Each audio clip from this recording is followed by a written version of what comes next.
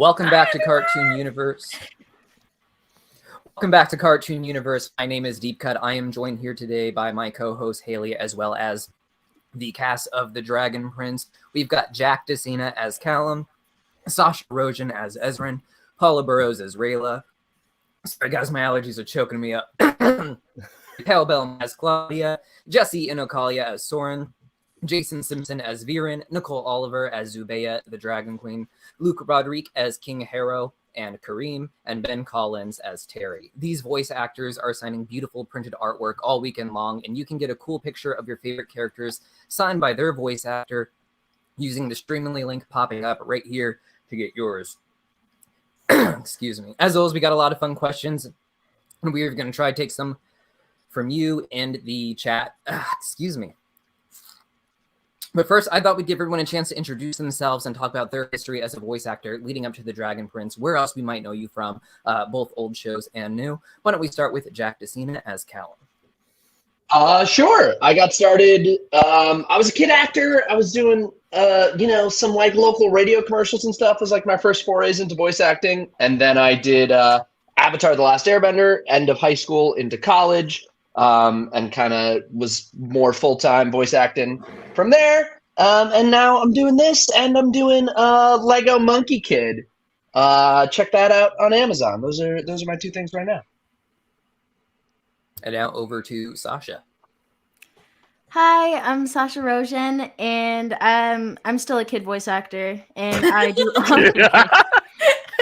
I do on-camera voice. I'm in on-camera acting as well, and some people know me a lot from The Flash and like my couple little scenes. I've also done something with Jill Scott. It's a movie, but I think it's just out in the U.S.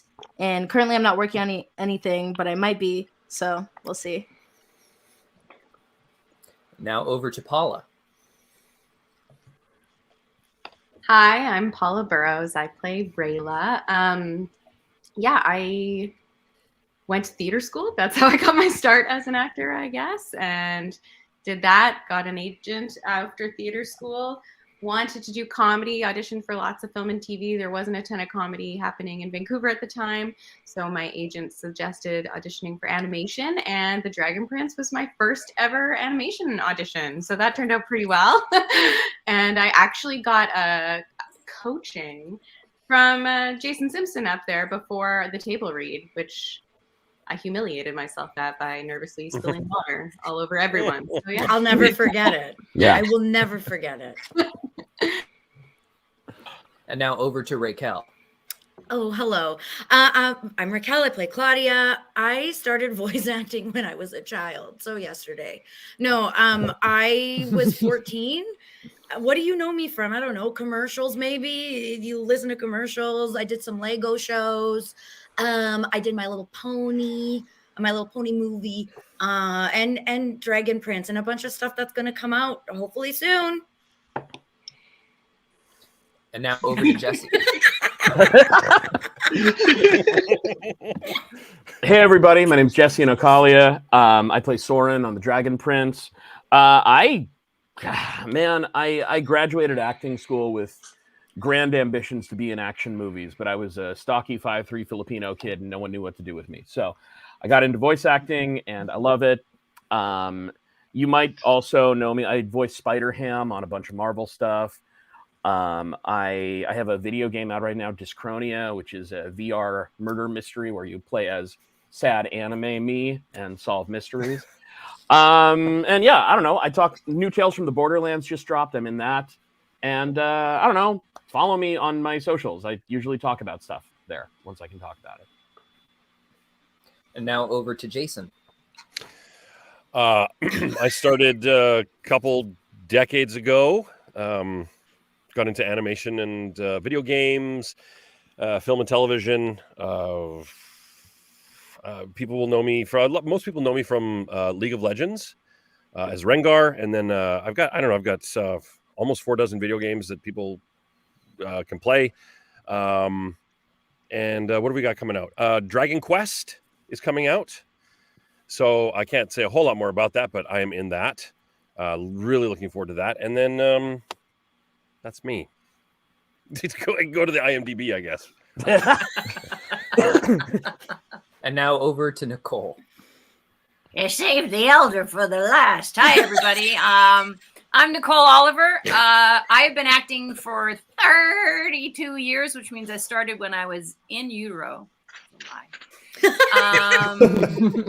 Yeah, I am lucky enough, I guess. I act in all areas, so people probably know me best for my animation work for My Little Pony, where I was Princess Celestia for 10 seasons. I'm also in another new show I'm not allowed to talk about because I'll come and take away my children in my house, but it's going to be awesome. And again, I'll let you know when that comes out.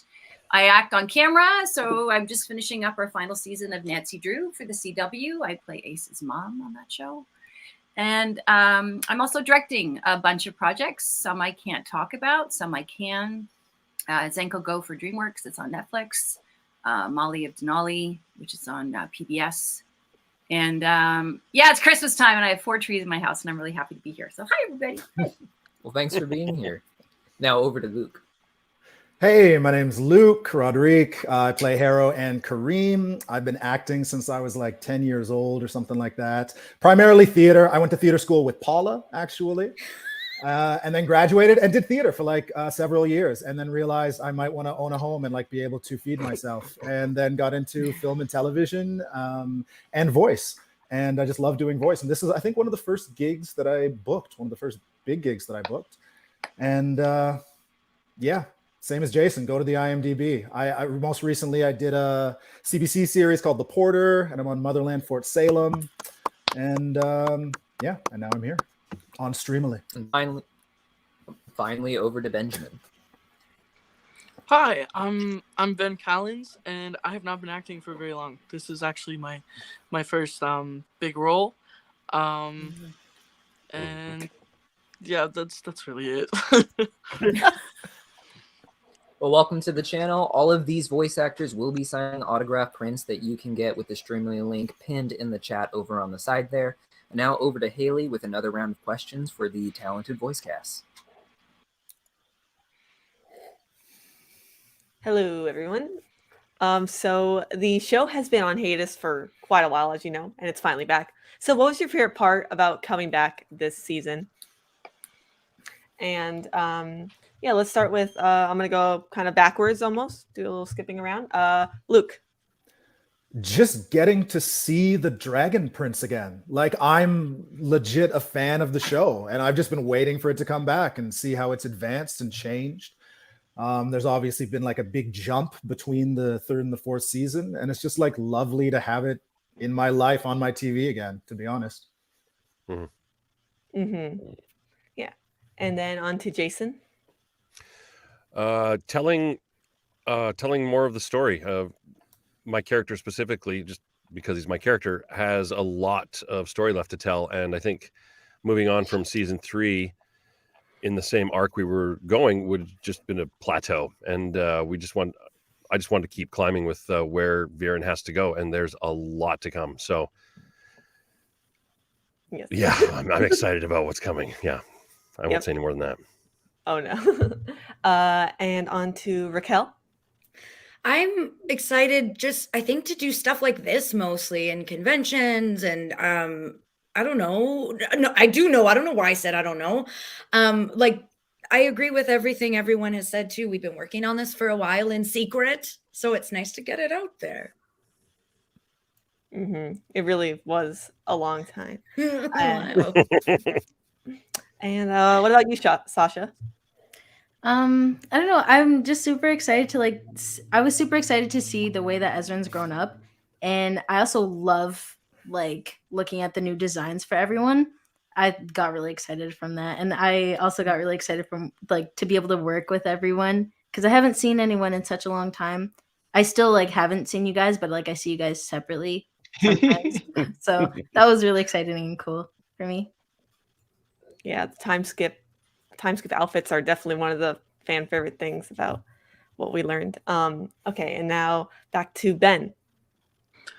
Well, I didn't really come back for this season. I entered this season. But it's been really exciting and getting to meet everybody and just being able to help create such like major representation for the trans community has been very exciting, and I'm very grateful for it. I'm not sure if Nicole, you can really say much about this, but I mean, you talked a tiny bit in season 3, so. Well, all I can say is I was just really glad they were all not super dead. Yeah. So yeah, I came on the end of season 3, and yeah, time jump and lots happening, and that's probably my favorite line of season 4. So. And Jesse, I think not to step on the toes of everyone else, but it's just been nice to have the show back. But on top of that, something that I found really lovely coming back after the hiatus we had was just seeing the fans just reignite.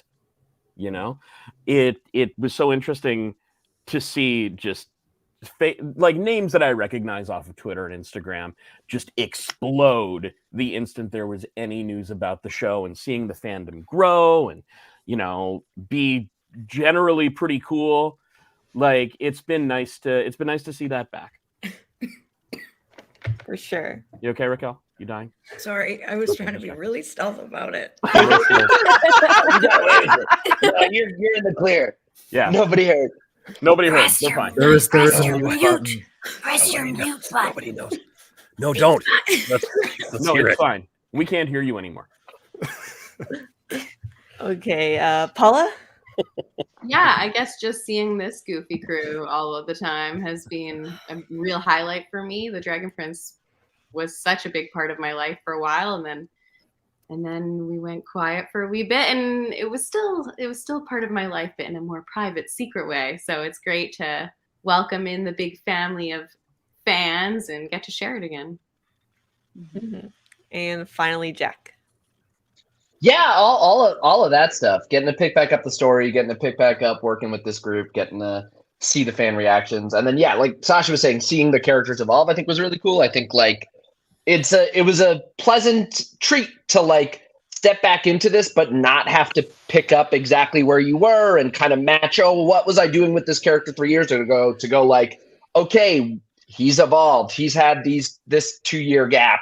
What's going on? Where is he now? Who is he now? Where do we pick up from there? I think that was a rare treat to not have to just like step back into it, to get to re-evolve him in a cool way. Thank you all. Now on to Deep Cut for our next just question. evolve.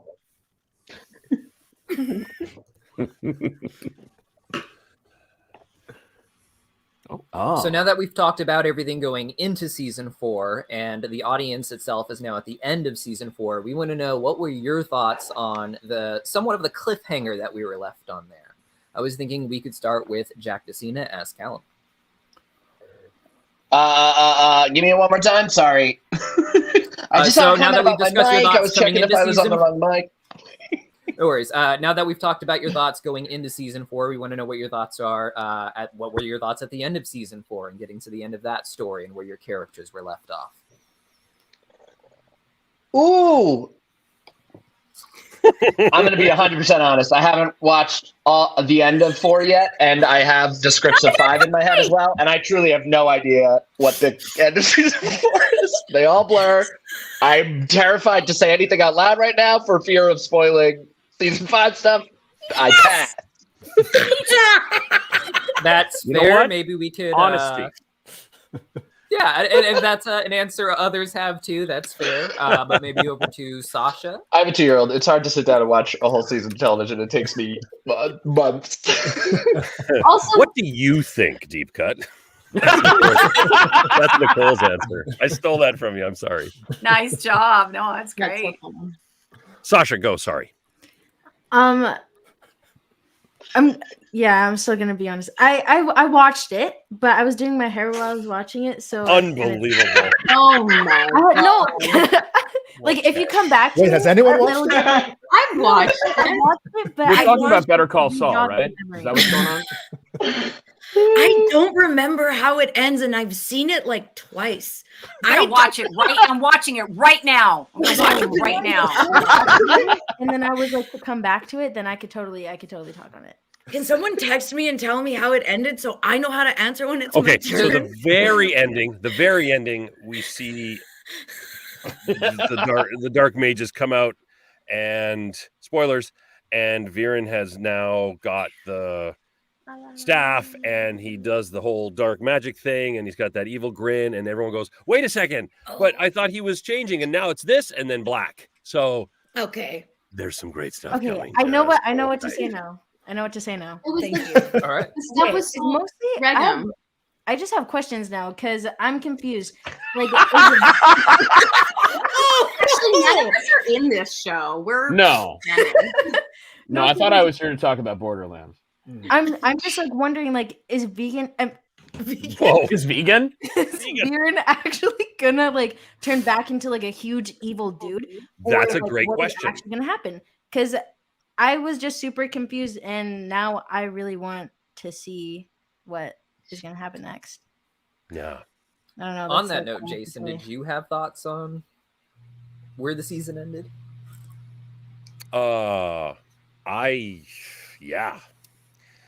I love, okay, no, but seriously, I love that ending. Did you watch the ending? Just quick. Because, yeah, I sure did. Because of, I only watched my scenes. Okay, that makes Wait, sense. you only watched your scenes? Yeah, fast forward. But you already voiced your scenes. He scrubs through Netflix to be like, oh, and there he is. Okay, I'll watch this part. First, it's I only did But I my do scenes. love the idea of seeing the whole season of this new trajectory for Viren and Claudia, and then the last thing we see is Viren, sort of, I guess, in layman's terms, in his old ways. But is he going that way? Maybe, maybe not. Yes and no. I don't have an exact answer for you. I do, but I'm not going to tell you. Oh. Whoa. So I love it. I addition love to- Cliffhanger. Sorry, deep cut. In addition, Deep sorry. cut. In addition to Viren's darkness, the season also ended with Claudia and the gang getting their hands on the map in the race to Erebos' actual prison starting. Spoiler alerts for those of you in the cast who don't know how season 4 ended. If any of you do have thoughts,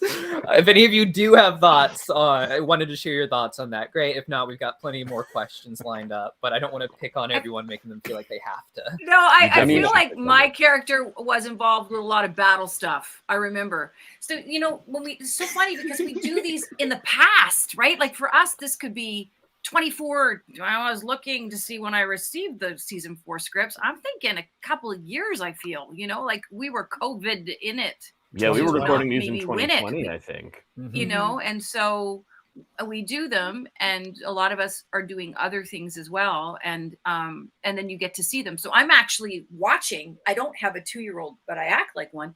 Mine are actually 18 and 20, so it takes me a while to get to stuff, but I am just blown away, always have been, even before I was part of the show. I knew one of the creators, Vilas, from another program I was on, and I was like, I want to be on that show. How do I get on the show? And they're like, hey, do you want to be a dragon queen? I'm like, yeah, okay. And so there's all sorts of cool things. I'm petrified of spoiling anything. And I'm seeing everybody going, is there going to be season 5? What else is happening? Fans, buckle up. You have no idea what's coming. You have no idea. And it's going to be awesome. But I'm going to do this a lot because I really like to, even though I'm in the show, when I watch it like a fan. I'm in it. And I like to experience every moment. And so, spoilers aside, it's just such a you guys are all so talented. It's been a pleasure, the little bit I have seen. And it's so fun too, because I know you all as like living 3D people. And then so, but the ending, there's fire and there's battling and there's people and they're not all dead. Maybe. Yeah, it's a good summation. That's a solid There you go. summation. Yeah. Thank you. I mean, I have some thoughts about like the cliffhangers as well. I mean, from the Rayla point of view, like how great was Callum crying when he thought Rayla died? I was like, yes, pain. That was great. But also, Claudia with the coins. Like, come on, Yeah. Terry, what are you doing to her? Did no one else feel these things? Because I was crying.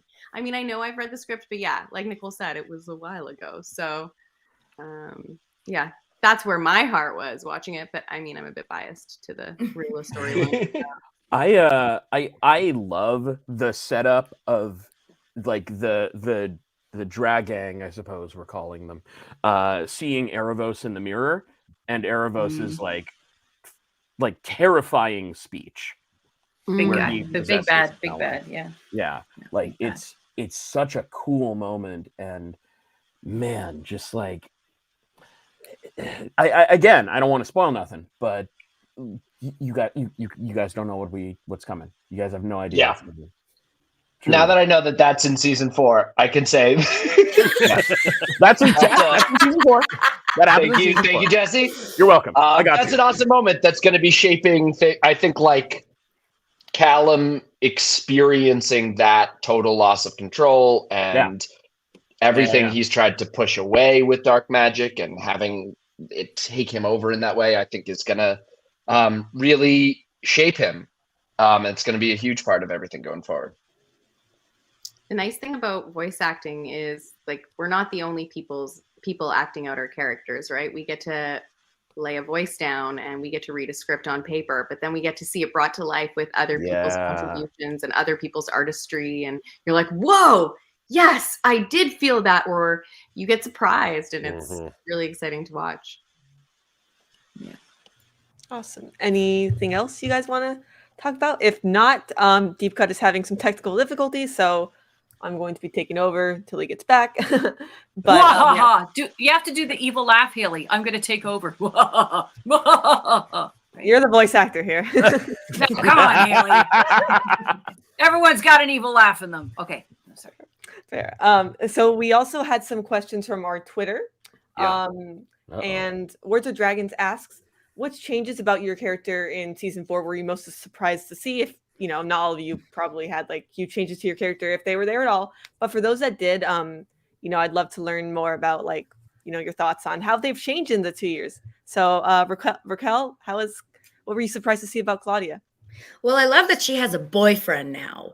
I love that whole like the whole trajectory between her and Terry's relationship with Viren. You just get to see her be a teenage girl in addition to being like very powerful and bad. Well, she's not bad, but does bad things. Well, arguable. But I loved to see that. That was very fun for me to watch and to do. Sorry, what was remind me of the question? I've got real bad memory. There we go. We have questions. We got yeah. Okay. No, I answered it. We're good. Yeah, you're good. Yeah. Well, fine. You got your answer. Words with Dragons. Love it. What else do you want from me? No, having a boyfriend was very, very lovely. That was a nice little skip. Also, she looks amazing.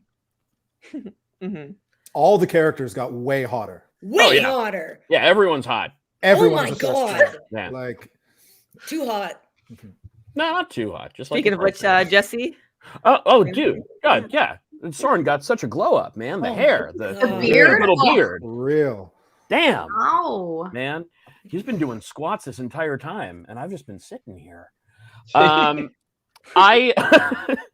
to speak more seriously about it briefly, I really like that Soren, after the events of season 3, has found a place with like a found family, and that I think is really, really lovely because, you know, his family was his whole life, and he's been not only like accepted into the family that is Catullus, but he's valued. He's a valued member of the Crown Guard. I think he's head of the Crown Guard now, and you know that's really cool to see. And also, he's really hot. Oh. Agreed. I just wanted to, can I just shout out something? I'm just watching this chat. We've got people from Portugal. We've got people from Venezuela and everywhere else. So let us know where you are in the chat and just wave it. Wow. Thank you for coming to hear us babble. Wow. I just wanted to acknowledge that. That's amazing. Sorry, Haley. Thank you, Nicole, for watching the chat when I'm not. Yeah. Okay. Let's go with Sasha next. Denmark. I feel like Ezrin hasn't like changed too much. Well, like besides like appearance, like he now has a ponytail. He's bigger. I'm assuming that he's taller now. I don't really like know exactly, but he looks taller. And he's like accepted being the crown. Like he's accepted being king, and he knows his duties. He knows he's responsible for every past mistake, and he really understands like how to be king. And it was so fast that he learned all of this. So I'm like really proud of like who he's become. Yeah, I don't really know what more to say. Great. No, that's great. Thank you. Perfect. And on to Jason. Yes, there was I surprised? That was the question? Was there anything about Varian, how he was different in this new season? I mean, that surprised you? It's yeah, I mean his, like I said earlier, what he went through completely changed him. There are certain things that he still sticks with, and there's certain things that we're going to move through the next seasons with that I won't bring up now, but fundamentally a great deal of who he is has changed, including his physical makeup, because he was just a blob of jelly at the bottom of that mountain, and then Claudia put him back together, and he's changed quite a bit, and that's right there in the story, of course, but it goes so much deeper than that, and the writing is absolutely beautiful, and it just continues into the new season. But I love that with that, there are certain things that are still the same. So when Terry is introduced, we see old Viren, old snooty Viren with his nose up, looking down at Terry and not answering him. I love that. We got to cling on to, the old Viren, the one who doesn't have tolerance for certain things, meeting new people and elves and stuff. So that was quite nice. But then the flip of the coin is this guy who's super sad and regretful and confused. And that was quite lovely to see. I'm so glad we were able to explore it. Why is weak Viren so hot? Yeah, he's because he's so vulnerable, right? Yeah, Right? fix him. He is All of fixable. a sudden, I was like, "Whoa, I'm confused. I'm confused." Yeah. And with that, yeah. Oh, good. We're good. With that, Paula, anything to say about Rayla? Okay, I'm gonna keep it shallow. When did Opelli get so hot? Because I don't remember her being so pretty in the first 3 seasons. I was She's like, always been hot. Everyone she looks got the hotter. exact same, but like, I don't know. She's in really pretty. control. And Empowered, also, sexy. Rayla has a bun now. Now that I've cut off all my hair and I can't make a bun to match her, I'm heartbroken because I can't. No, I guess like all jokes aside, like I think the patience that Rayla has developed is a new quality for her, and maybe that feeds back to her time alone or with just Stella. But yeah, I think that's a new trait in her that I didn't see in previous seasons, and really just I think realized in this conversation. Yeah, so nice to see if she's able to maintain that going forward. Oh, definitely. Yeah. And Jack? Yeah, I mean, at the beginning of season 4, Callum's really like thrown himself into his work as High Mage. We see there's kind of a confidence in like stepping into this position, having to take this all on, and he's growing in that regard, getting more confident in his magic, really getting to let his huge curiosity run wild and really get to explore all this stuff. But some of that comes with like, I think he's trying to shut himself down emotionally a little bit to protect himself from everything that went on with Rayla. And obviously throughout season 4 and then going forward, he's got to deal with that. There's a lot there. Mm-hmm. Yeah. And then for the rest of you, sorry, did you want to continue, Jack? No, I just felt obliged in the spirit of this chat so far to mention that he's also hotter. Okay. Yep. True. For the rest of you guys either were, either your character died before season 3, or they're new. So if anyone else wants to, or Nicole had like one line or something. So if there's anything else, if you guys want to say about your characters in season 4. Yeah, I was surprised that Harold. But Haley, it was dead. quite a line. But anyway, yeah. He's still dead? Oh. I was surprised about that because I thought he'd be dead. back. He'd be like living Right? his best bird life, or like he'd be just chilling out, having adventures around the world with bait, a la Tintin or something like that. Like, You're stoking the fires there, pal. hey, I got to. His best. Luke's bird writing a like. spin-off show. Yeah. The Adventures of Harrow. Harrow the bird years. What if Harrow is just like sitting there going like, I wonder where Viren is. I wonder what he's thinking. I've been hiding behind this wardrobe for so long. Yeah. This game of hide and seek has gone on. Is anyone out there? Oh my god. Well, The Harrow voice, it's great. yeah. Okay, if there's nothing else, yeah, Deep Cut, I think he's back and he can do the next question for us. Can I say one thing? You I'm gonna say can one thing. absolutely go ahead. I'm just looking at the chat here. I think it's Amy Doshi. The flip of the coin was not intended, but as soon as I said it, I realized it, and it was very clever of me. Carry on, Deep Cut. Awesome. Thank you so much. So this next question is a bit of a fun one. If you or your character were one of the 6 elf species from the world, or in the case of those of you who were already elves in the show, a different elf species, which type would you be and why? And I would like to start with Ben for this one. I think Star Touch because I really like sparkly things. Fair. What about Paula? I mean,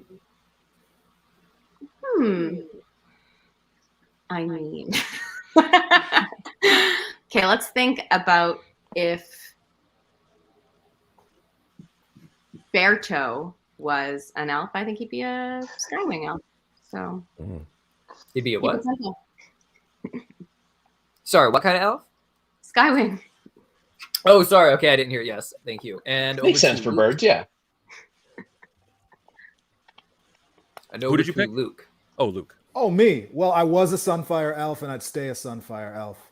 Because they're badass, they're proud people, and like, yo, I've never seen black elves in a universe before, ever, outside of like the movie Elf with Will Ferrell, right? So like, it's huge. Like seriously, like I've loved fantasy shows and elves my entire life, and to finally have a whole race of proud black elves, like, I'd stay Sunfire elf for sure.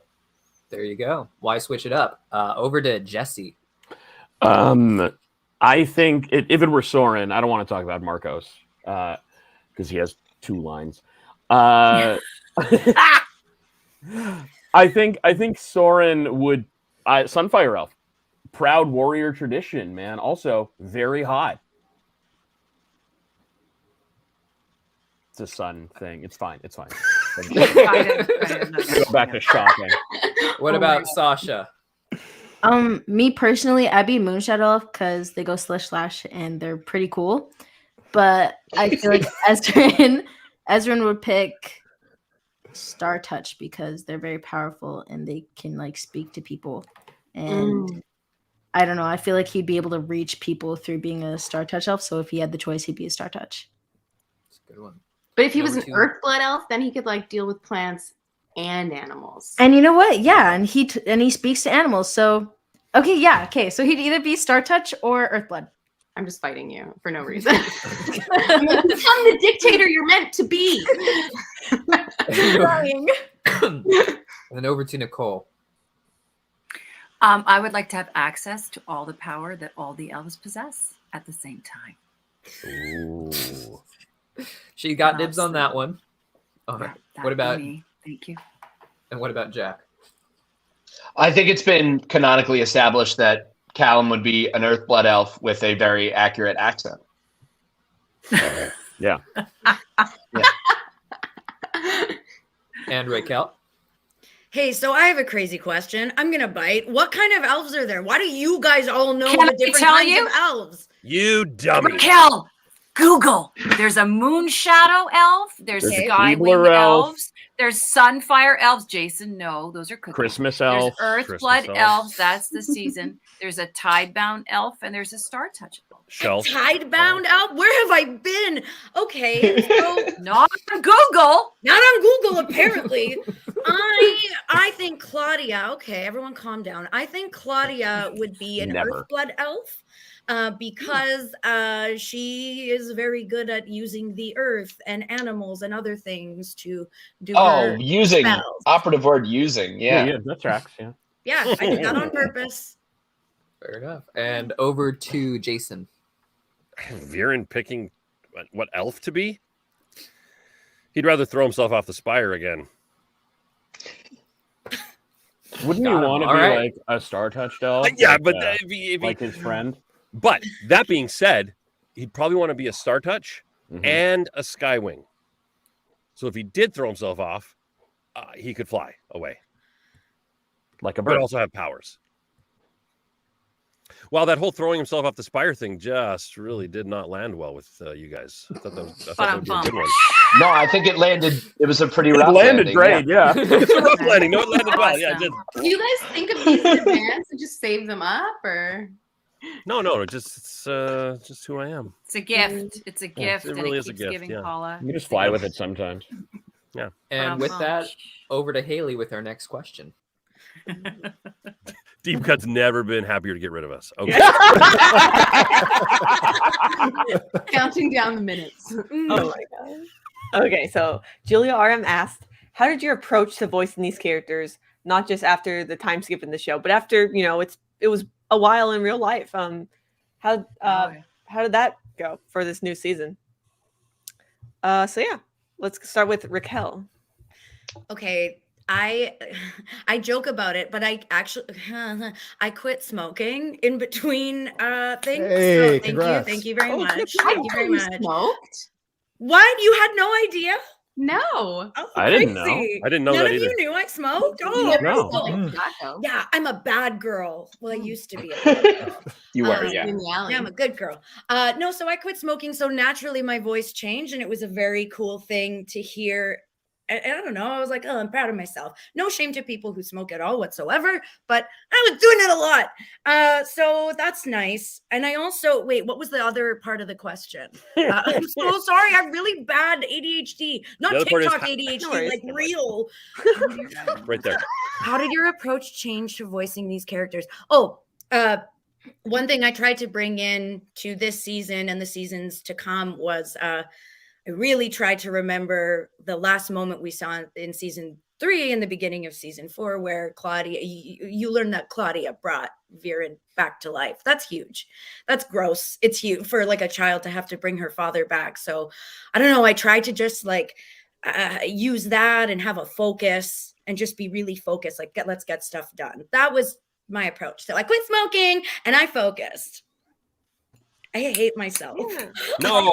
My God. Amazing answer. Kick me off the chat. Anyways, shut up, Raquel. Is there anything you want to say, Nicole? Well, I mean, I don't know, people watching, if you know, as voice actors, sometimes there's a long time in this show. There was a really long time between when you're with your character. And so thankfully, they make beautiful voice references for us. So when we come in to record, they'll play a little bit of our character and just to kind of remember where we sit with it. So that is fantastic. But it was really great when I started at the end of season 3. We actually had quite a long talk. I think my chat with Aaron and Vilas was longer than the actual recording session about where the character was going to go and how it would evolve and how, you know, Zubea is really responsible for kind of catching you all up with what's going on, like the exposition, the backstory, all the relationships, filling in the, oh, that's why. And so besides having way more to say, I think it was just trying to bring this huge history, this responsibility, this huge history into the now. That was different.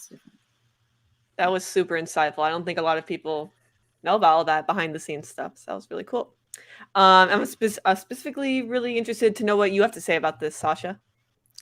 I actually had to like rewatch season 3 right before I went into the recording because I didn't know how to be Ezran anymore. And I was just like confused on what to do because like I lost myself during 2020 because I don't know, everything was shut down and I just didn't have anything to do. So then becoming Ezran again was like my new project. And I had to work on myself in order to become him. And I feel like throughout filming the season, I definitely tried to find myself in finding Ezran. And I went a bit deeper with him, like in the voice, while I tried to. And my voice also got deeper since I filmed it when I was like smaller. And yeah, I don't know. I tried to be more manly, I guess. Like tried to show a little boy that's actually growing and having problems, because me and Ezra both have problems. So whenever I would voice him, it's like I'm putting my own problems into him. So it's just like all natural. That's what I feel in the moment. Sasha, I have heard some, again, I haven't seen the whole season, so don't tell me what happens. But, you know, listening to your performance, I felt you sat in your power as the character, but now you're saying as a person. So that makes how it all comes together. Yeah, that's awesome. I love that. Thank you. Awesome. And on to Jason. It was really about the voice is pretty easy. It's just right there. It's just a little lower than my own, but there's an affectation to it that kind of got to jump into, which isn't difficult. It's there for me, but it was, of course, how is that motivated by the script? And that completely changed, of course. That was the lack of power that was taken from him, and the realization that he doesn't have it, that he's been going about things the wrong way, and there's a great loss and a regret. So that changed immensely. It was beleaguered and tired. There was a lot more breath involved in the voice, if we want to get technical, because everything was a struggle. There was a little bit of struggle in every word he was saying, because physically he was washed out, and it was tough for him, and just emotionally, just wanting to talk when you're emotional, it can be very, very difficult. So tapping into that was a lot of fun, but it was also recording season 4 was very emotional for me. It was very taxing, which I don't get a lot of that in work. And I love my work, but this show in particular just allowed me to really dig into that kind of emotional work. And it's so tiring, but so much fun and so rewarding. And I was also just a little guy trying to become a man as well. I'm sure you all were. Yeah. So for you, Luke, I guess we'll kind of go into a question we had for you later, but how did you adjust from voicing Harrow to voicing Kareem? Yeah, it was a pretty huge adjustment. A completely different voice, a completely different character. First and foremost, the accent was the one thing that was, I don't want to say like tough, but I tried to work really hard on it. And I also wanted to be really specific with it without being too specific. And what I mean by that is I definitely knew that they were, French, but I also wanted this guy to sound Black. I wanted him to sound African. So I tried to look at accents that were from, African colonized French countries. And then I also had to make him close to myself. So I tried to add in some North Americanisms to him as well. And it was just a huge amount of fun. And to go from playing the paramour king who can do no wrong, except for that one mistake he made back in the day, to this guy who just really encapsulates all of the qualities of humanity that I don't really like in myself, ego and hubris and pride and unwaveringness. That's one of the things about Kareem that is one of the most important things about him. But one of the things that I really don't like about him and don't like about myself is when I'm unwavering and I refuse to listen to people or see other sides of an argument. And it was just really, like Jason said, some of the stuff that they gave me to work with was beautifully written and really emotionally raw and real. And it's just such a blessing to be able to step in as a voice actor to a booth and be able to work with material like that and really hone our craft and mine from some real experiences. So I can't say too much. It sucks because one of my characters is dead, maybe, and one of my other characters is deposed, maybe, and it's I don't know how much I can say, but it was a huge adjustment and a lot of fun and really rewarding. Yeah, thank you for that one. Ben, is there anything you want to say about finding the voice for Terry? I got the audition and it said New Zealand / Australian kind of accent. So my first thought was to go watch H2O Just Have Water on Netflix, and it seemed to work quite well with the picking up the accent, because I'd never done an Australian, New Zealand kind of accent before. So being able to learn that by just watching a show. I also watched a lot of the Steve Irwin to pick it up. So yeah, it was a good time. Got to watch a lot of stuff. Mhm. Before I met you, I was actually wondering if you were actually from New Zealand. So Oh, honestly, I thought it was great. well, thank you. Mhm. Now back to the original question, which was about like recording after the time skip, and also it's been a while in real life. Yeah, what are your thoughts about that, Jack, with Callum? A like specific kind of technical thing I was focusing on was in season 3 we see that like dreamscape dark magic Callum, and or is that 2? Season 2. And when doing that stuff, I was really focused on like, okay, this is like the fully self-actualized Callum. He's really in control. He's sitting a little deeper. He's got better breath control. He's not as stuttery. There's this like full confidence, fully like powerful version of Callum. And in that case, it's because of dark magic and such. But that was sort of something I have then in subsequent seasons been thinking about as sort of that's the like fully actualized end goal version of Callum. And so we see these moments of him gaining confidence, gaining power, settling into himself, controlling his breath, which is like literally part of his magic. That's a big thing I focused on in season 4. Okay, we meet him. He's further along in that journey. He's more in command. He's more in control. And we're heading towards potentially finding the like positive version of that dark magic self-actualization was my approach. Thank you. And now Paula. Yeah. So I think it was kind of interesting for me because in the first few seasons, I was pretty nervous, and I would say like not maybe very confident in the room and like surrounded by all these amazing professionals. And I think that aligned quite nicely with Rayla's journey as well. She was also trying to figure herself out. So then coming back after the 3rd season, I did feel comfortable. I felt like I knew my character. I didn't feel stressed about the accent or any of that. So just like coming in with maybe a newfound confidence in my work, and her having a newfound maturity and stability. I think those things aligned very well. So that was fortunate, I would say. May I say something?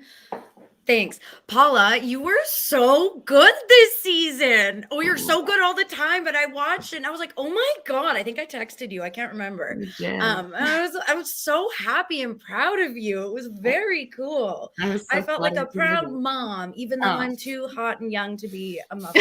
But yeah. I'm very flattered. It's a nice message. Yeah, I'm obsessed. And finally on to Jesse. Yeah, so I think something, I mean, as everyone said, it was a time before we got back to recording. So it felt kind of like, putting on a nice old boot, stepping back into Soren. And something that technically was kind of playing in my head is that, seasons 1 through 3, Viren's there, and his relationship with Viren is not the best, you might say.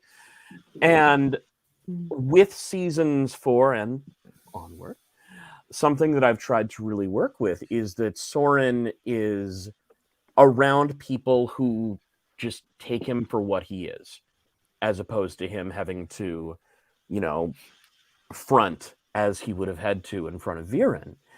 And that's something that really played with the way that I was working with him. And, I had... I went full Soren for 4, and I continue to, and that is that's a choice to not hold back from Soren being as Soren as he is. And yeah, it's been really lovely, man. It's nice to come back, and it's nice to get to play to the fullest extent that I know he can. Yes, I want as much Soren as Soren can be. Oh, don't you worry. Yeah.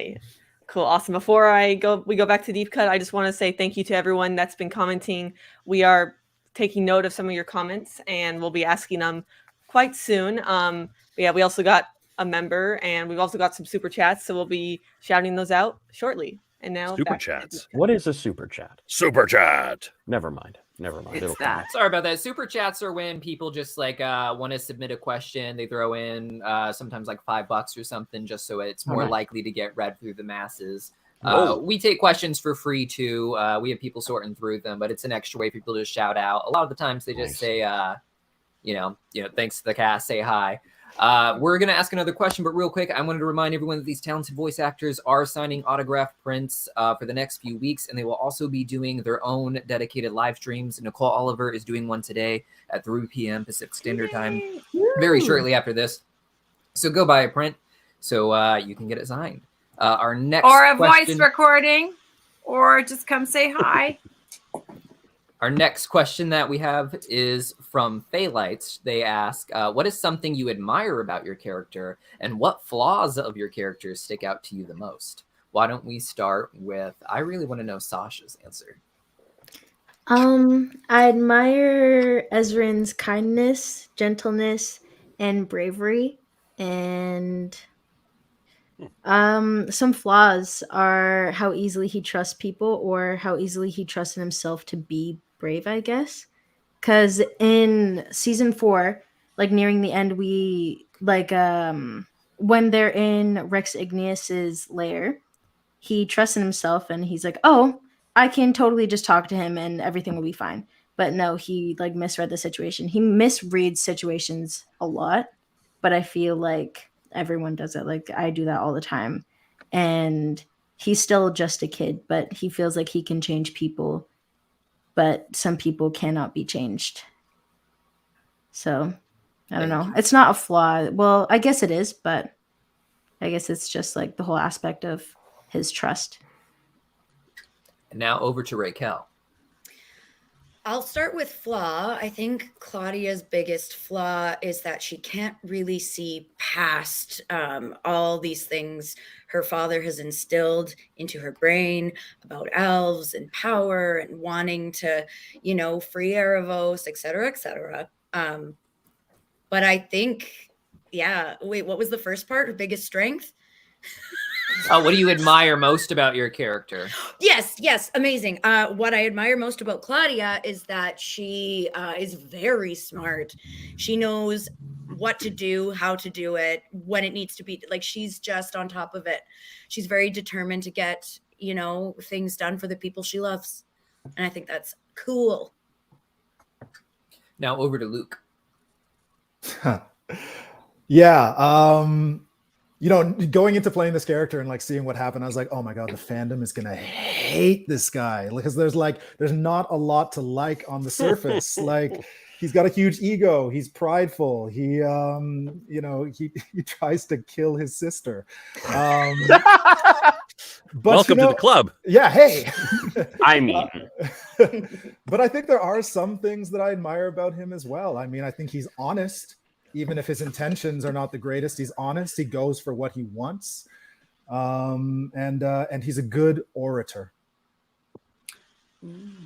That was a joke, but it fell completely flat. So, and now over to Jack.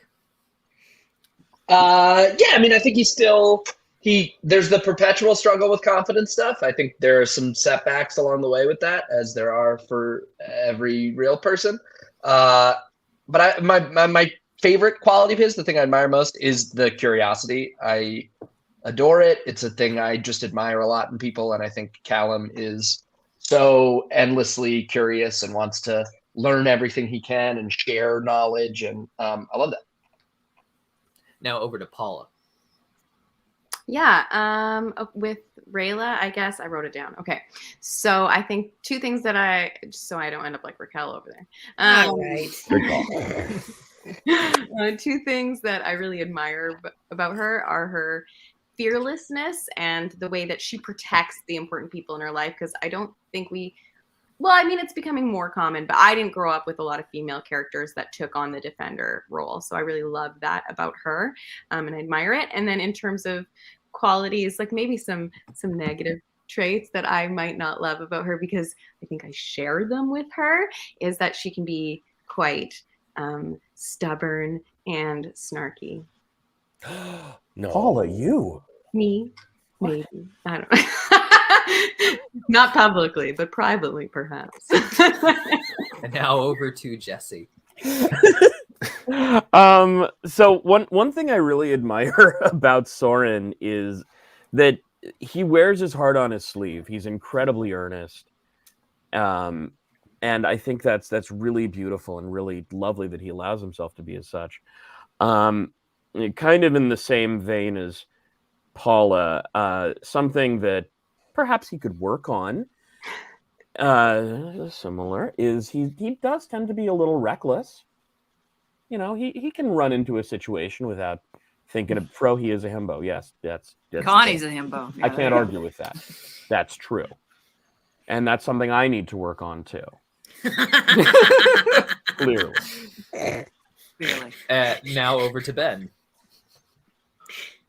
Something I admire about Terry is his ability to see the good in the worst. I feel like he has this like neutrality to him that also doubles as a major flaw. His like when is too far too far. So I find that really interesting that one of his greatest strengths is also one of his greatest flaws. And now over to Jason. I love that, by the way, about Terry. I think that's such a strong feature for that character, and you play that so well. Well, thank you. Yeah. Viren has many flaws, of course. Just go on to Discord, Reddit, wherever, and they're all pointed out. I think instead of saying what are his flaws, I think we can see as you get into season 4, you can see the opposite of them and him realizing what those were. And it's not going to be easy for him to change those, but I think that desire is there. One thing that I really love about him is at his core, he does love his children very, very strongly. And you see this for one of his children, and a lot of people, you just don't see it for the other necessarily. And a lot of people will argue with me about that, but that's okay. I know what I know. And I know that he loves Soren, but there is a tremendous amount of emotional damage and baggage, I guess, in that relationship that needs to be worked through and sorted. But it's there. And that's not a spoiler. That's just, he can't just hate his son for no reason, or for whatever reasons people may come up with, of course. It's just not possible for him. He's too passionate. And that's where his passion comes from, is his children. So things need to be exposed and worked out, but that's the one thing I love about him. Through everything, I can see that. And hopefully other people will as well. And finally, over to Nicole. I actually wrote some stuff down too, Paula. Before I see in the chat, you guys are all asking, how do we find out where we're going to stream? If you go to streamly.com/dragonprince, you'll find all our pages. And on our pages, you'll see the days that we're going to sign and on where we're going to do it. So that's a great resource for all you who are interested in seeing us as a group or individually. I won't be at the group chat. I'm already crying about that. But if you go there, you'll find, and that's where you'll find my information. And I'm on Instagram today. Now, okay, back to the question. I admire Zubea's serenity and passion. And I don't think she has any flaws, much like me. But I do think it's a vulnerability. I think the depth of love that she has for her child is her vulnerability. Yeah. Wow. Thank you so much. With that, we're going to go over to Haley, who I believe has some fan-submitted questions for you guys. Mm-hmm. Haley! Oh. Haley! Oh my. Cool. So yeah, we had some super chat questions I wanted to shout out first. So Chrissy has a great question for Jack. If you could make up a spell, how would you cast it, and what would it do? And they're from the Dominican. Oh no! You got to do it in Latin. Yeah. I've got to immediately write some Latin. Yeah. What Latin do I know? Ave Maria.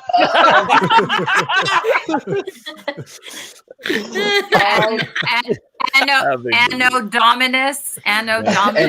Yeah. E pluribus unum. Spaghetti. Vice versa. We've got flight. I would say, maybe some cool underwater stuff. Underwater stuff is cool. Maybe a food spell. Can I do a food, like a summon, like a bountiful food spell? Yeah, like Burgerus Apirum or something. Cornucopias? Yeah, Burgerus Apirum. Let's go with Cornucopium. Burgers Vinny Vidi Vici. Yeah, there we go. Underwater burger spell. Yeah. Underwater burger spell. Keep the bread from getting soggy. Have a nice air bubble around it. Sounds delicious. Perfect. And hi to you in the Dominican Republic. Yeah. Yeah, so cool. Okay, so these next few ones are whoever wants to answer these, because we don't have too much time to go over for everyone again. But if you had to switch personalities with a different character, who would it be? So whoever wants to shout out, they got an idea. Wait, if our character had to, or if we had to as people? I think if your character, yeah, it's a good question. Clarify, dark-sided otter. Right? Right. I just want to be Okay. Jason Simpson. I'm going to leave it right there. Yeah. Wow. There you go. Yeah. That makes me want to be a better person. It had to happen, so do it. If Nicole Oliver wants to be me, I need to step up my game. I might Dude, you're switch my with birthday sausage twin. just so I have You're like my a birthday producer twin. Yeah, birthday twinsies. Well, we can try again later. I'd say Callum has the capacity to really overthink things sometimes. So give him 5% Soren. Just give him a little We taste could of trade. Soren. I could have 5% of you. You could have 5% of me. Yeah. And I think that would really balance about nicely. Yeah. We're I like love the how yin Any and the yang. residuals on that? I love how Haley was like, just ready to quit. Well, we'll do this later. I love Corvus. I would love to be more like Corvus. Oh, I love Corvus. Damn. If I could Yum, switch yum, yum. characteristics, because Yeah, that's a good way to look at this. Like, if you could have a personality of a character. more Corvus. More Corvus in general. Yeah. Yeah. It's like more all I got. cowbell, but better. Yeah. Yeah. Like a sexier cowbell. I put my pants on one leg at a time, like every other person, but I need more Corvus. I tried to play on that. Sorry, I totally ruined it, Nicole. No, That's all right. It's okay. Good work, I good just work, now good have play. I now have Loverboy in my head. But anyway. So this is another open-ended question, I guess. I'm not sure. This might have been for like if the writers were here, but I guess yeah. Would I you mean, consider I would. someone- Yeah. I definitely would. Would you What want is it? More beyond seasons, Zadia? I'll do it. I would consider it. Yeah. I'll Not think me. about it. Not me. Too scary. I'm sorry. I wouldn't last a second in Zadia or Catalyst. I would not last a second. Raquel, But think right, of the like a- seasons. Dragons. No, What? I'm not going out Just there. be Think of all chill. the seasons we could have if we were exploring Yeah. new But lands.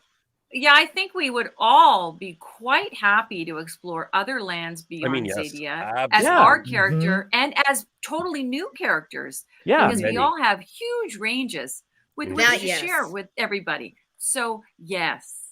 I'm But just saying, in that's all a Palace seriousness- University show.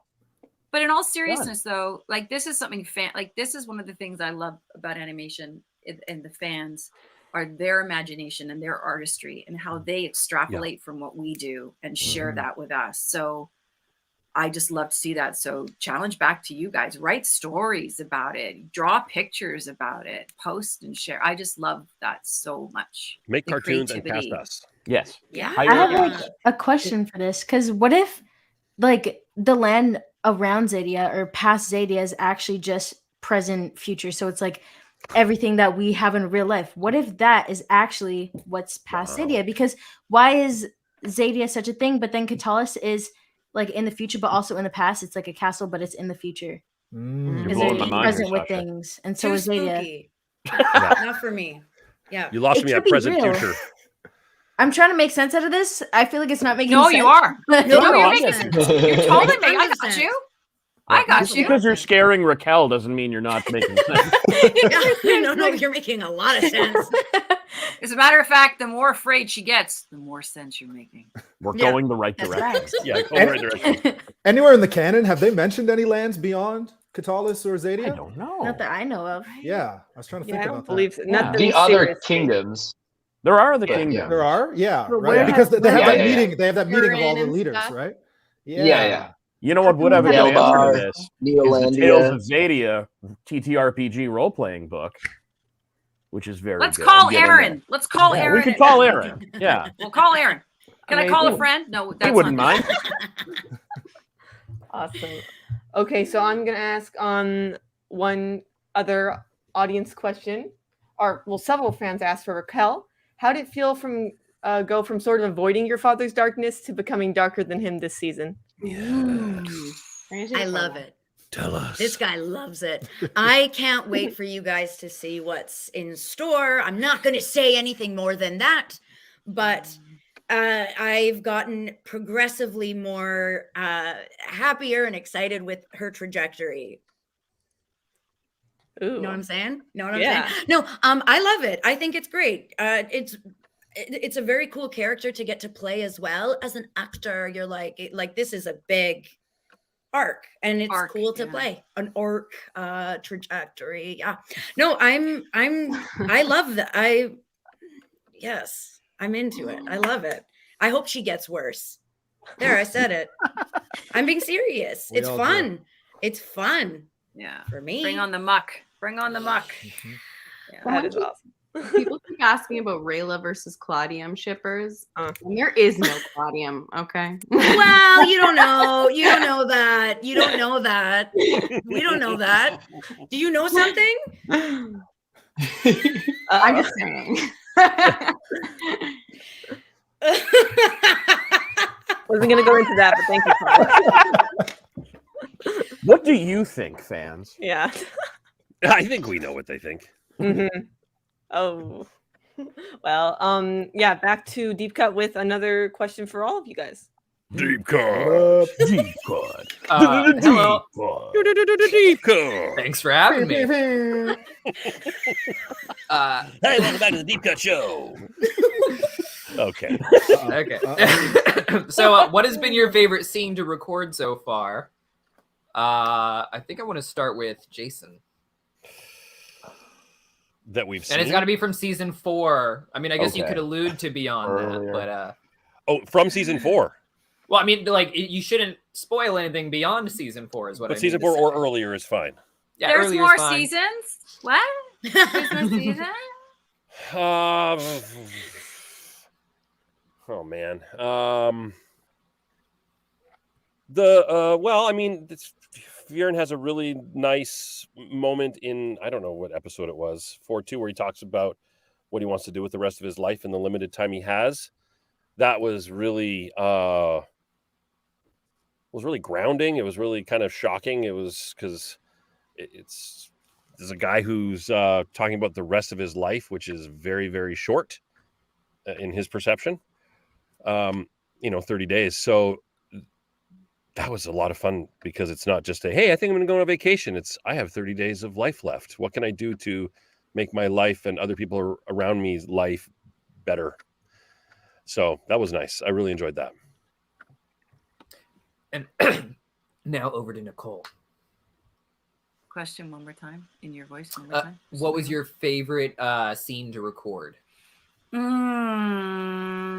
Season 4. I got a lot of chunky stuff to say. You don't like the chunk? I do. Oh God, when it's all about me, Luke. Yeah, Come on now. I know. Yeah.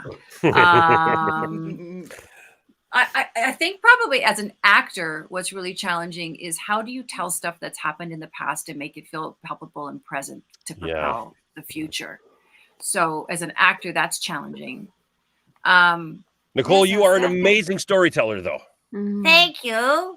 Yeah. There's some stuff coming up though that I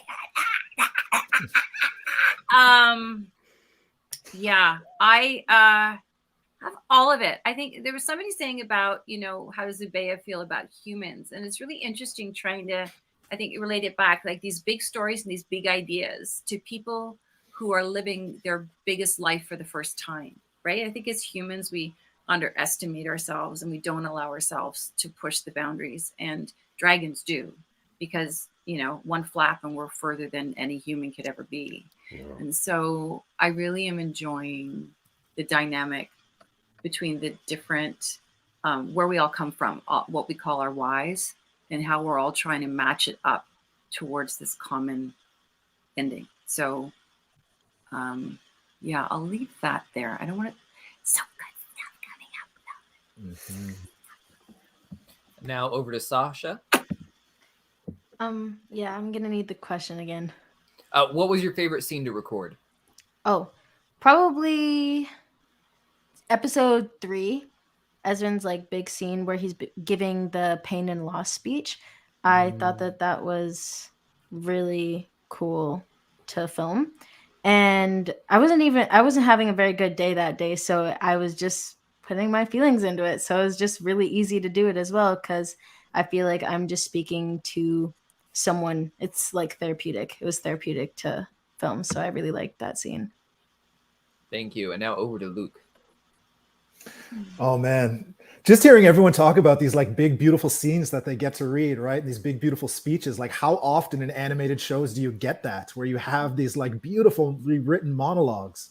For me, it would probably have to be either like the Sunfire Elf courtroom scene, because I loved that speech in there that I got to say, or the like final showdown against Janai, because I just, we just got to really throw down, and I got to cast that Missilum Ignum, which was really fun. I think they made me do that like 10 times. And also, I think those are the only 2 scenes where I actually got to act with another actor that season, because at that point we were still very much, I think for most of the stuff, recording on our own, which was the first time we'd ever done that in the Dragon Prince. Yeah. And then I think for those ones, they felt it was really important that me and Rena be able to work together. So they linked us in. They linked in Rena from New York and myself. I think I was in Winnipeg at the time.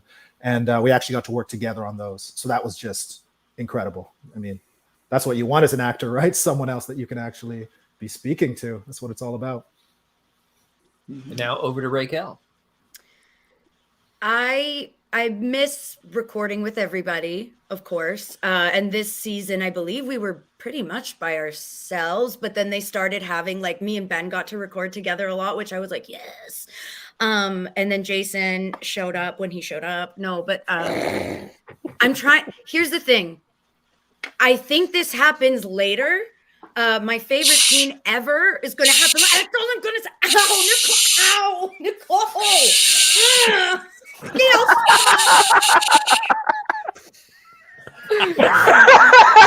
Nicole is powerful. Wow. Damn. You just got shushed into submission. I know. She scares me. Is this okay? That's my favorite Nicole scene so far. Wow. I think I peed. That's not okay.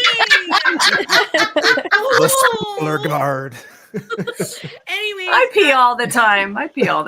Raquel has documented bladder problems. So. I have a pacemaker in my bladder. Anyways, that's a cool, fun thing for you to find out about another time.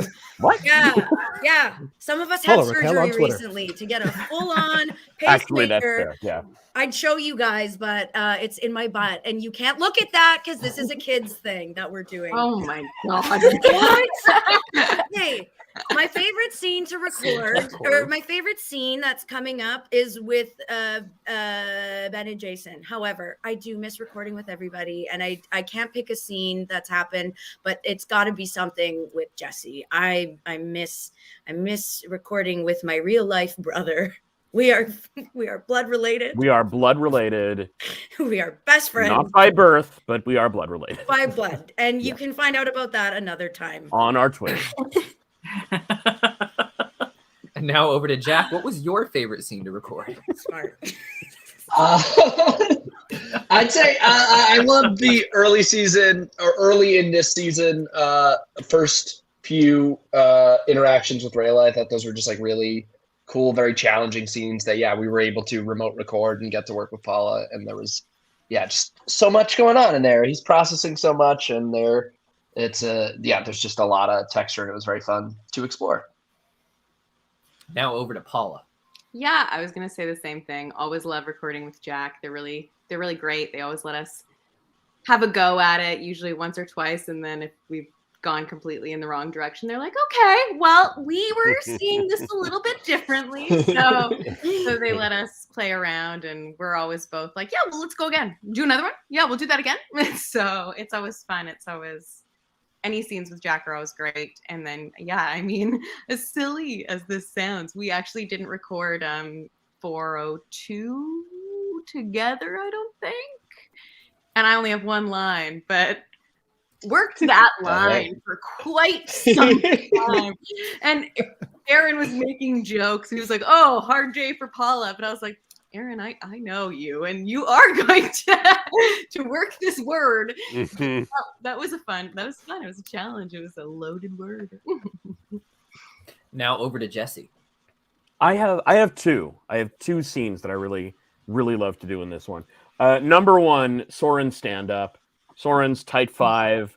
They let me have so much freedom with that, where I think all the jokes that made it in were the ones scripted, but they let me throw in a few of my own, which didn't make the cut for good reason. They weren't good. I'm not a stand-up guy. But neither is Soren, so it worked. And the other one I really loved, and I don't remember if we did it together, but there's a chance we did, Rack, our scene in 4, when, I think we did that together.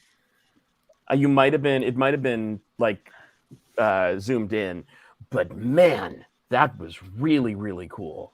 It was just lovely to get to work with my real life sister again. Yeah.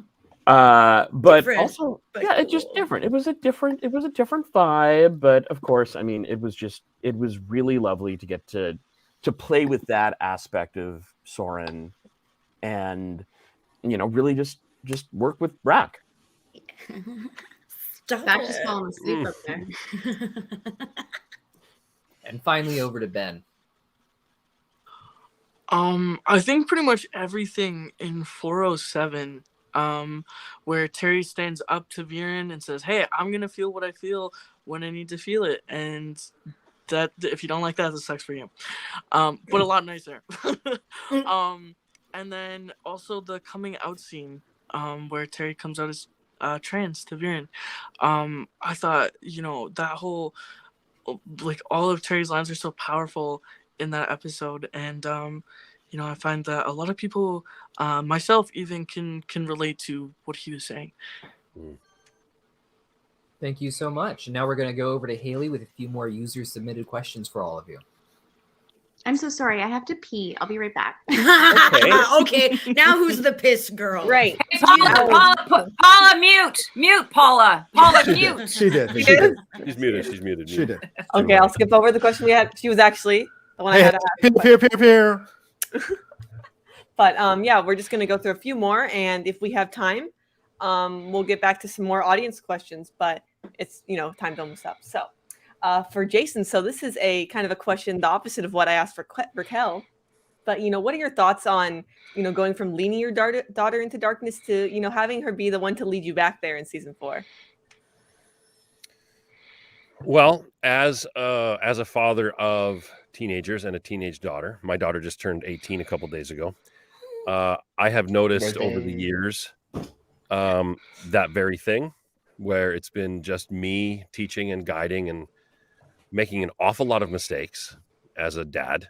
And it's very, very important that I notice them and call them out and apologize and show my children that I want to grow and get better.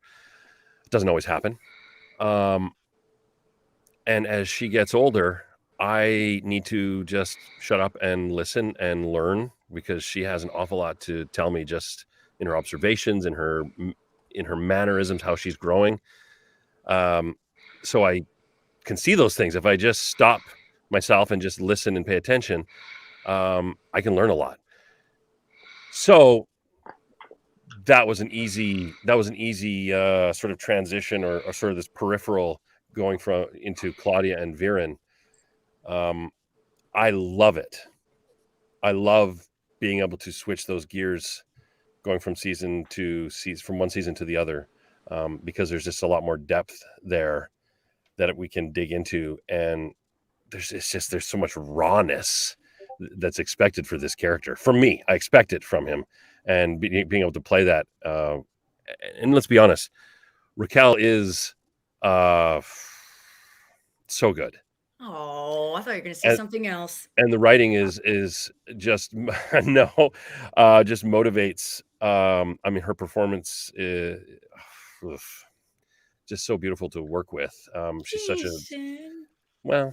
I know I give you a hard time, but really, I love you a lot. And to be able to work with that just makes it a whole lot easier.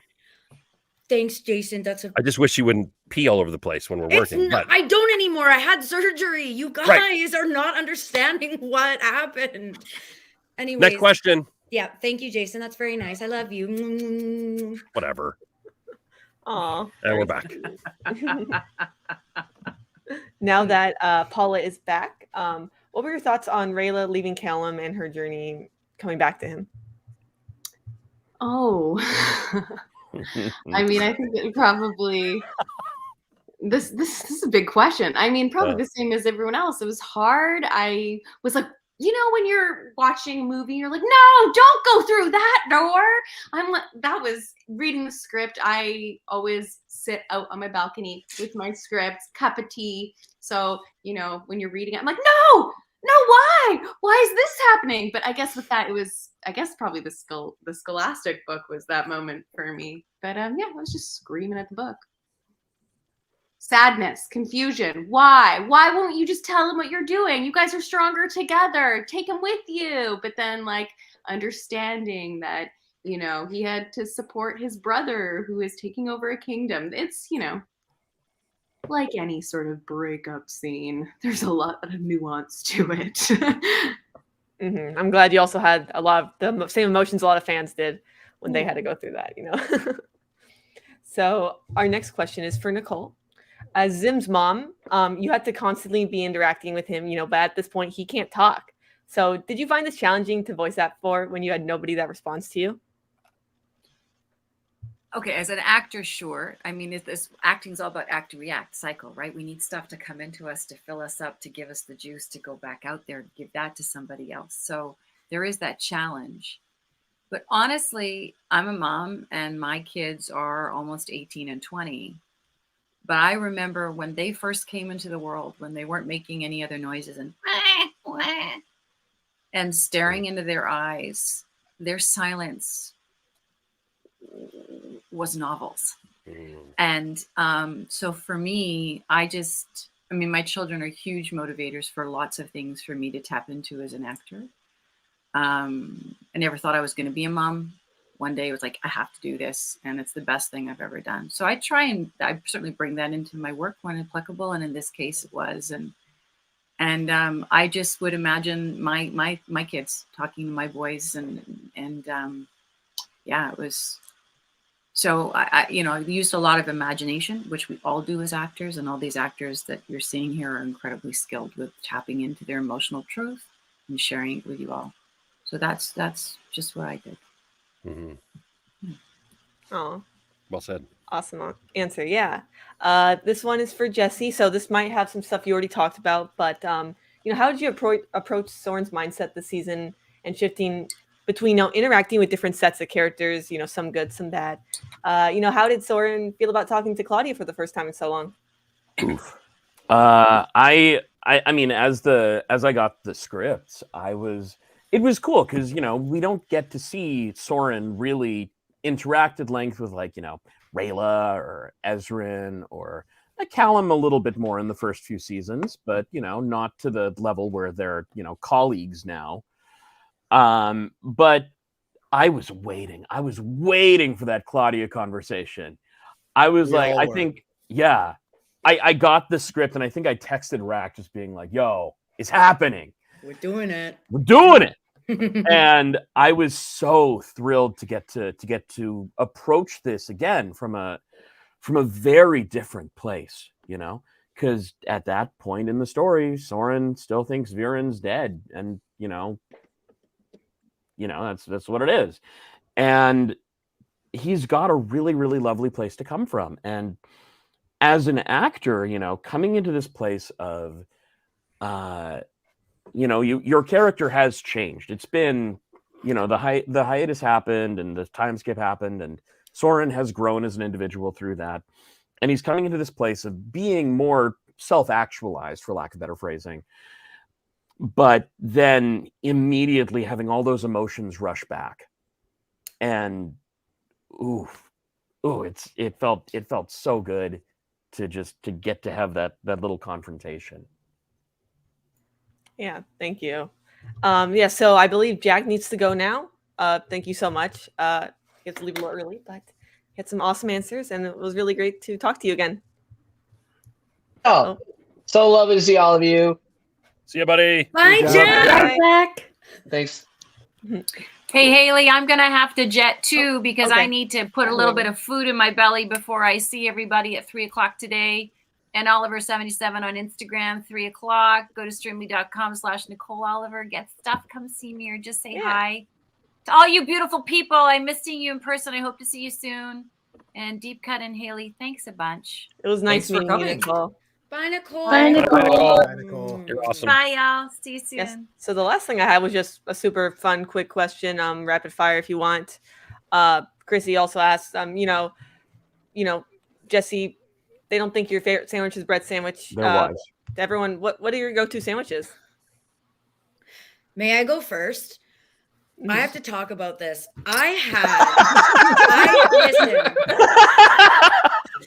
Last night, I had a meatball sub that was so good. So good. So my answer is meatball sub. But the one I had last night, my God. Thank you. Oh, the fire's back for this. Good. Oh, Yo. Okay. The best sandwich to ever get, like if you ever go to a sandwich shop, let's just say a random sandwich shop, Done. pizza sub, either with no cheese or with cheese, because I can't handle cheese anymore or dairy. But pizza sub, and I get it with no cheese, and then lettuce, spinach, and chipotle sauce and cucumbers. It's the best thing. Best thing that you'll ever taste in your life. What about Luke? Type of sandwich, BLT, all the way. Yeah, Sandwich yeah. in general, there's a place in North Van called La Galleria. I don't want to blow this place up now, but the sandwiches there are crazy good. And they have this rice chicken salad that is like out of this world. La Galleria, check it out. Sponsored section time from Sandwich Shops. Now over to Ben. I really love like honey ham like sandwiches with like lots of vegetables. That's pretty much it. Paula? Okay, so no one else can have this sandwich, but my best friend makes a breakfast sandwich that I've tried to recreate. It's impossible, but there's like an over easy egg, which over easy, what the hell? I don't even like over easy. She puts capers on it. She puts dill, some kind of cheese, and there's always some vegetable because she's like, because it's healthy. So I'm going to her house now in a week, and I'm like, oh, I wonder if I can get that sandwich while I'm there. And finally over to Jason. Okay. White bread, mayo, pickles, tomatoes, salt and pepper on the tomatoes, lettuce, 4 slices of American or processed cheese, and then a good 1/4-inch thick slice of bologna. Ooh. Oh, I was wondering what your meat choice was going to be. it's not everyone's choice, that's for sure. Mm-hmm. We actually had this conversation when I took your class before I was cast as Faye. You said the right. exact same thing. Wow. I ask all my students, cats or dogs, and what's the best sandwich? Wow. Now, not that I was asked, but my favorite sandwich is. Oh, I thought you went first. I'm sorry. Oh, no worries. No worries. There are Because- plural sandwiches. Well, okay. I'm a vegetarian, so my sandwich choices are a little more limited. But not to blow it up like Luke was doing, but Railtown Cafe here in Vancouver has a really dope vegetarian sandwich that is pesto, marinated red peppers, arugula, cheese. It's great. Really, really solid choice. Outside of that, my go-to would be like a falafel wrap. I think that's a really good choice. Always good, no matter where you go. But again, not to blow it up, but if you're ever in Vancouver, check out Chickpea up on Main Street. It is a vegetarian, vegan, Mediterranean joint, but they have a dope falafel wrap, and they also do like a spicy halloumi burger And I know burger sandwiches, who knows, but really, really good choices out there. Yeah, they're bomb. And I They're never even dope. go out to eat vegetarian, but like they're bomb. Yeah. Yeah. That sounds amazing. Wow. Yeah. Yeah. So I believe that was pretty much all we had, right, Deep Cut? Yep, those are the favorite sandwiches of these amazing voice actors. You can get them to sign autographed prints with your favorite characters on them using the Streamily link pinned in the chat. Go check them out, and also be sure to check out the page for updates on when their personal streams will be on their social media and on the Streamily page. And I'll see you guys next time. Thanks for coming. Thank you. Thank you. Thank you Bye, all guys. so much. This was so Thanks, much Haley fun. and Deep Cut. Love you guys.